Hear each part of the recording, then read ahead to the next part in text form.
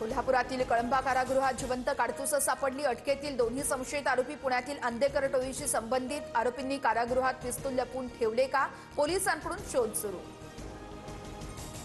मुंबईत पालिकेकडून 4 ठिकाणी नवे कबूतरखाने सुरू करण्याचा निर्णय. मात्र गेल्या 4 दिवसात एकही संस्था पुढे आली नाही. त्यामुळे नियंत्रित पद्धतीनं खाद्यपदार्थ देण्यासाठीचे कबूतरखाने सुरू होतील का, या संदर्भात शंका. मुंबईतील छत्रपती शिवाजी महाराज आंतरराष्ट्रीय विमानतळावरील धावपट्टी 20 नोव्हेंबरला बंद. पावसाळ्यानंतरच्या देखभाली दुरुस्तीसाठी धावपट्टी बंद ठेवली जाणार.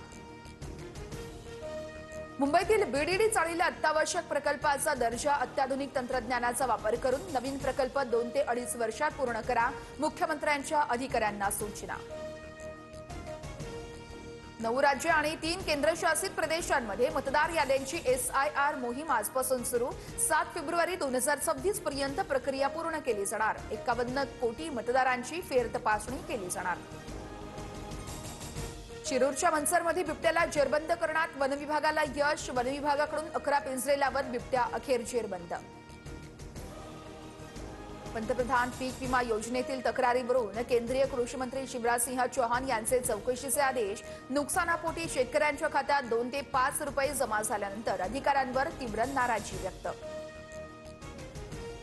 लाडक्या बहिणींचा ऑक्टोबरचा 1500 रुपयांचा हप्ता उद्यापासून जमा होणार. मंत्री अदिती तटकरेंची माहिती. 18 नोव्हेंबरपर्यंत eKYC प्रक्रिया पूर्ण करण्याचंही आवाहन.